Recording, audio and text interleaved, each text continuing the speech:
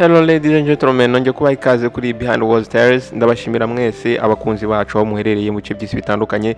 Nizere ko mumeze neza, natwe tumeze neza. Ndagushimira rero wowe wakanze subscribe ndetse ugakana no kunzogera kugira ngo ujye ubasha kubona ubutumwa bugufi igihe cyose dushyizeho iyindi nkuru. Ndaguha ikaze kandi nawe mushyashya, ndagusaba ngo ukande subscribe ndetse ukane no kunzogera kugira ngo igihe cyose dushyizeho iyindi nkuru ujye ubona ubutumwa bugufi. Twari tumaze iminsi rero tutabaha inkuru kubera ibibazo bya tekiniki, ariko nizere ko mu gihe hari kandi mu gifite amatsiko menshi cyane, dore ko tubaha inkuru nziza cyane kandi zibubaka mu buzima bwa buri munsi tubamo. Uyu munsi rero twagarutse don't miss up. Nizere ko inkuru y'uyu munsi ngiye kuguha hari kiri buhindure mu buzima bwawe. Ngufite inkuru ijyanye n'ibintu bijyanye no gutanga ibitambo bya Christmas.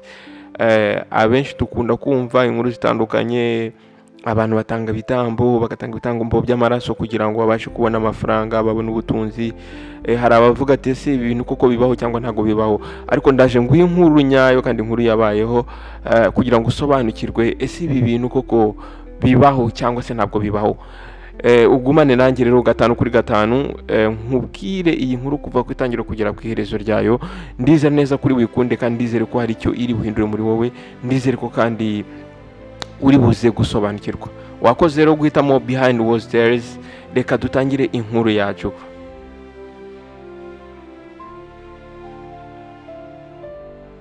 Reka iyi nkuru yacu tuyitangire hano mu gihugu cya Nigeria, Lagos. Turayitangirira hano muri iyi hoteli, iyi hoteli nziza cyane, hoteli yubatse mu buryo bwiza. Iyi hoteli yari y'umugabo witwa Adam. Uyu mugabo yari umugabo w'umukire muri uyu mujyi. Buri muntu wese yatangariraga uno mugabo Adam.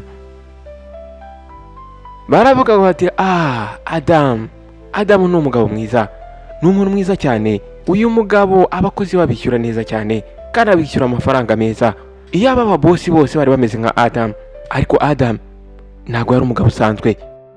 Ndetse no kukugira neza kwa Adam ntago byari accident. Uyu mugabo yari afite ibanga. Uyu mugabo ibanga ryari afite ryari ryihishe mu mwijima, kandi ibanga ryabiraga muri hoteli. Ahangaha rero uyu mugabo icyo yakoraga, ibanga rye yarihishaga inyuma y'inseko ye. Uyu mugabo yari afite amategeko yabwiraga abakozi be ntarengwa. Yarabwiraga ati mwakora ibishoboka byose, muganagura amadirishya, mugakoropa, muganagura amasahani, mugakora ahantu hose, ariko ntimuzigere na rimwe mutekereza kujya gukora mu bwiherero. Uyu mugabo yarabujije bose kuba batera intambwe bajya gukora isuku mu bwiherero. Ese n'ukubera iki uno mugabo yabuzaga abakozi be kwinjira mu bwiherero? Uno mugabo yarahiye imbere yabo, arabwira ati ndabarahiye, umuntu uzibeshya akinjira mu bwiherero ibizakurikiraho nazabimbaze. Buri gitondo iyi hoteli yabaga yuzuye abashyitsi baje kwikodesha, abaje kuryoshya, abaje kumaramo igihe kirekire. Iyi hoteli yari ifite abakiriya benshi cyane. Buri mugoroba rero babakozi bafataga ibikoresho byabo bagatangira gukora amasuku, bagahanagura mu byumba, bagahanagura ahantu hose, ariko ntibabashe kuba bajya guhanagura muri bwa bwiherero. Ibi byose babikoraga nk'uko Adam yari yarabibabwiye. Nuko ubwo rero abashyitsi babaga bavuye aho ngaho, Adamu mwibanga rikomeye cyane yinjiraga muri bwa bwiherero. Ahangaha ubwo yageraga muri ubu bwiherero, za mbaraga za mugabo yatangiraga kuzikoresha. Uyu mugabo ubwo yageraga mu bwiherero yafataga akantu kameze nk'agakono, ariko gaciye, noneho agafata n'agatambaro gatukura. Aka gatambaro kabaga gatukura nk'amaraso, ariko mu by'ukuri aka gatambaro ntago kari umwenda, ahubwo kari magic. Nuko Adamu agafata aka gatambaro, yarangiza agahanagura kuri toilette hamwe abantu bicara. Nuko uko agenda ahanagura, hatangiraga kuzamuka imbaraga zitandukanye, imbaraga zidasanzwe. Ibi bintu rero byazamukaga ndetse biturutse muri ka gatambaro, ntago byabaga ari ibyo yarimo ahanagura, ahubwo byari ibintu by'imyuka mibi, ibintu by'imbaraga zidasanzwe. uyu mugabo rero yatangiraga guhanagura buri tuwarete iyo ari yo yose, buri tuwarete umukitsi cyangwa se umukiriya yagiye yicaraho yagendaga yihanaguza ako gatambaro. Ibi rero ngo bikaba ari byo byamuhaga success, bikamuha abakiriya benshi cyane, bigatuma hoteli ikundwa cyane. Ni ukuvuga ngo aka gatambaro uyu mugabo yari afite niko kari karimo imbaraga, kandi ibi ngibi byari ibanga ry'uyu mugabo Adam wenyine. Ahangaha mu by'ukuri iyi hoteli y'uyu mugabo ntago yashiningaga, ntago yari izwi cyane kubera ko yakoraga cyane cyangwa se ari uko ari amahirwe yari afite, ahubwo yashiningaga kubera izi mbaraga. Abantu baratungurwaga cyane uko babonaga Adam buri munsi ubukire bugenda bwiyongera, Adam agenda yubaka andi mazu atandukanye. Uyu mugabo rero nta muntu n'umwe aruzi ibanga rye, yakomeje kubika ibanga rye aribika nk'inzoka. Nta muntu n'umwe washobora kubona ibibi byihishe muri iri banga. Ariko nk'uko tubizi, burya ibanga niyo waribika, ntago waribika igihe cyose. Nuko igitondo kimwe umwana umwe wakoraga ahangaha akora amasuku witwa PC yaje kwegera abagenzi be bakoranaga ahangaha muri hoteli.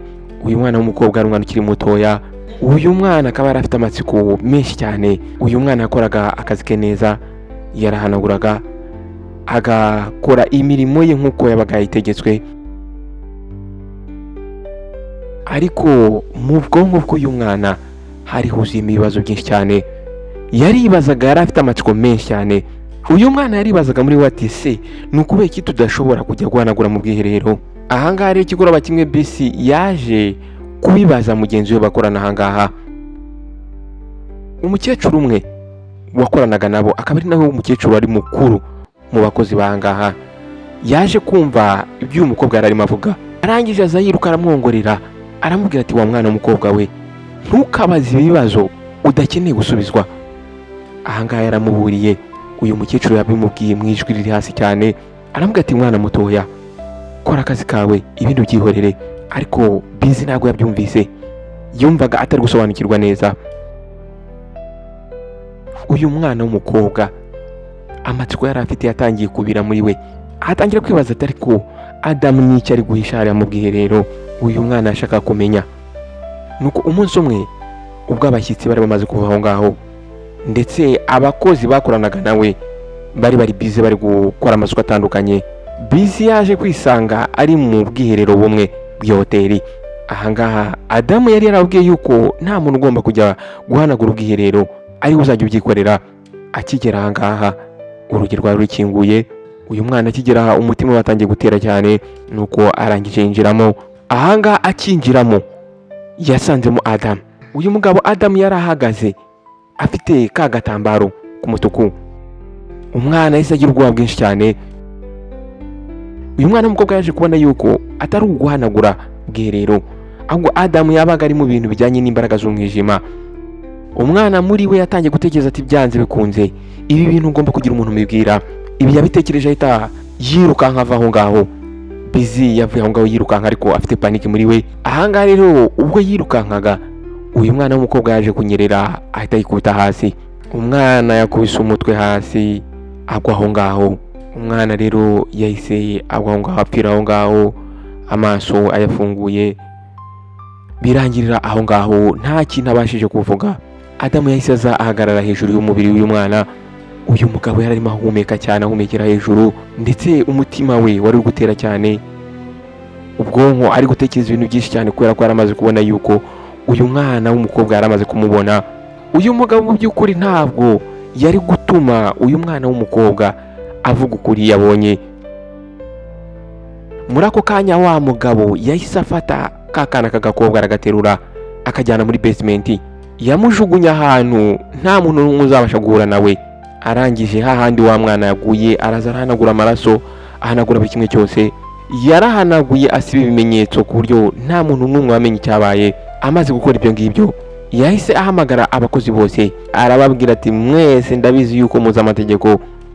Arababwira ati Busy yakoze amakosa akomeye cyane, none yishyuye igiciro. Arababwira ati nihagira umuntu wundi muri mwebwe ugerageza kwica amategeko nawe azabihanirwa. abakozi ahangaha bagize ubwoba. Abakozi baje kwemera yuko batazakora ayo makosa. Aba bakozi niyo bari kubasha kuba batekereza kuvuga ibi bintu, nta hantu byari kubageza, bari kwicwa batarabasha no kugira icyo bavuga, kuko uyu mugabo Adam yari umugabo ufite power, yari umugabo uzwi, ufite amafaranga. Byari bigoye kugira ngo uno mugabo ubashe kuba wamukira hasi. Guhera uwo munsi ahangaha muri hoteli buri kimwe cyose cyarahindutse. Buri umwe wese wakoraga muri hoteli yabaga afite ubwoba bwinshi cyane. Abakozi ahangaha bagendaga nk'ibicucu, nta mvugisha undi, bakubahiriza buri kimwe cyose Adam yabasabaga, ndetse bakacyubahiriza nta bibazo, nta gusobanuza. Nuko hoteli rero yakomeje kubaho gutyo. Ibikuta byayo aribyo bibitse amabanga akomeye cyane yaberaga muri hoteli. Atari uko ibi bikuta ntabwo byari bibitse ibanga rimwe, ahubwo ibi bikuta byari bibitse umuzimu w'umukara. Igihe rero uyu mugabo Adam ubuzima bwe bwari bumeze neza, ndetse na business iri kugenda neza, ariko uyu mugabo Adam yari afite ikibazo gikomeye cyane kimwe: umuhungu we. Uyu mugabo Adam yari afite umwana w'umuhungu witwa Junior. Uyu mwana Junior yari atandukanye cyane na papa we.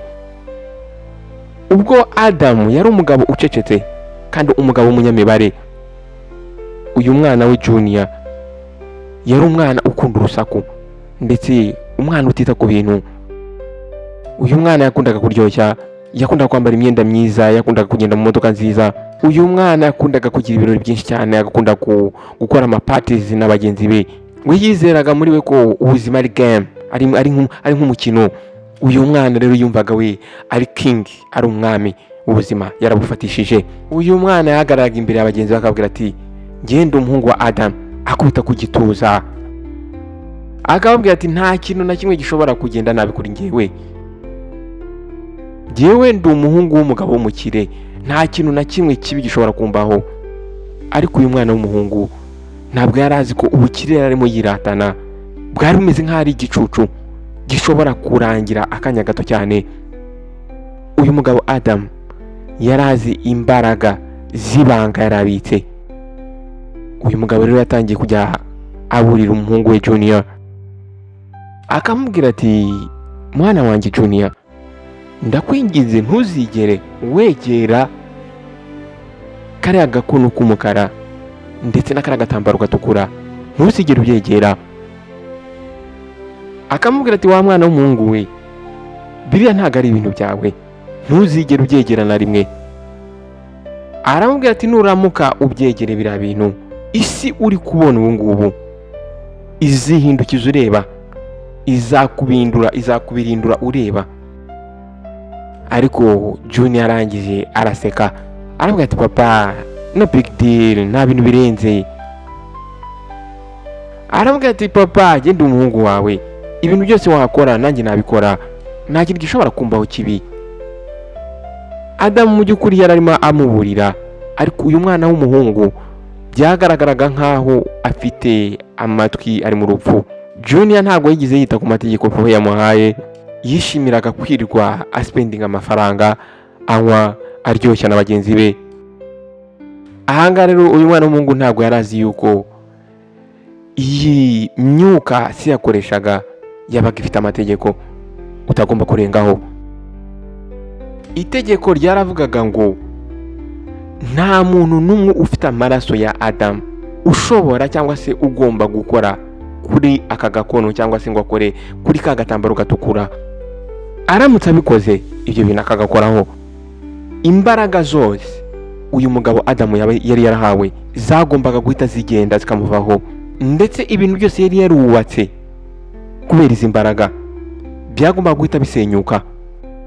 Ariko Junior ntabwo yigize yita ku mategeko yari yarahawe ndetse no kuba yari yaraburiwe na se. Junior yaje kwinjira muri cya cyumba, uyu mwana w'umuhungu ntabwo yumvaga.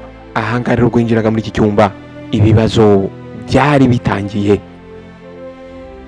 Nuko umunsi umwe ubwo hari kuri Christmas, hari kuri Noheli, hoteli yari yuzuye abantu, abakiriya ari benshi cyane, bamwe babuze n'ibyumba, ahangaha hari ibyishimo byinshi cyane.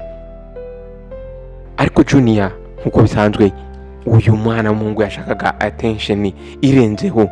Uyu mwana w'umuhungu yaje gutumira ikirori, ahamagara bagenzi be, barangije bafata apartment imwe ya hoteli, bavuza imiziki, batangira kubyina cyane. Nyuma rero uyu mwana w'umuhungu Junior, ubwo barimo playing imiziki myinshi cyane ndetse bari kubyina, n'abashyitsi bari baje kuri iyo hoteli baje kuba joininga, baje kwinjira muri ya apartment bari barimo ya hoteli. Nuko ubwo ijoro ryari rikomeje gukura, Junior atangiye kumva acitse intege muri we, atangira kubura ubwenge, atangira kunanirwa guhagarara, atangira kuvuga muri we ati nkeneye guhumekaho gatoya. Yagiye afata ibikuta atabasha kugenda, aza kwisanga hafi ya bwa bwiherero. Uyu musore yarimo abira ibyunzwe byinshi, arangije asunika urugi rw'ubwiherero.